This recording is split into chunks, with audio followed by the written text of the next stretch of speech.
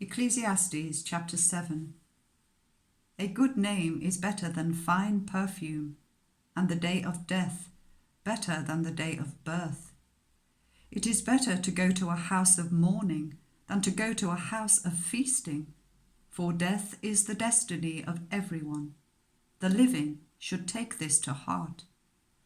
Frustration is better than laughter, because a sad face is good for the heart.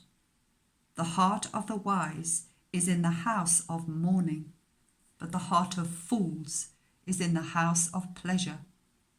It is better to heed the rebuke of a wise person than to listen to the song of fools. Like the crackling of thorns under the pot, so is the laughter of fools. This too is meaningless. Extortion turns the wise into fools, and a bribe corrupts the heart. The end of a matter is better than its beginning, and patience is better than pride. Do not be quickly provoked in your spirit, for anger resides in the lap of fools. Do not say, "Why were the old days better than these?" For it is not wise to ask such questions. Wisdom, like an inheritance, is a good thing, and benefits those who see the sun. Wisdom is a shelter, as money is a shelter. But the advantage of knowledge is this: wisdom preserves the life of its possessor. Consider what God has done. Who can straighten what he has made crooked? When times are good, be happy, but when times are bad, consider. God has made the one as well as the other.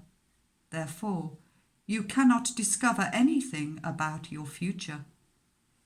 In this meaningless life of mine, I have seen both of these: the righteous perishing in their righteousness, and the wicked living long in their wickedness.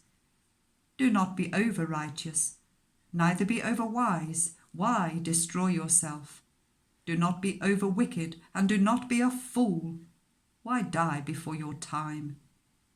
It is good to grasp the one, and not let go of the other. Whoever fears God will follow them both.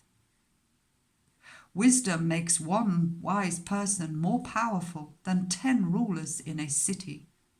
Indeed, there is no one on earth who is righteous, no one who does what is right and never sins. Do not pay attention to every word people say, or you may hear your servant cursing you. For you know in your heart that many times you yourself have cursed others.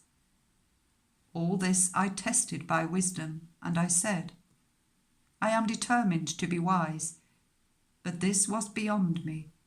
Whatever exists is far off and most profound. Who can discover it?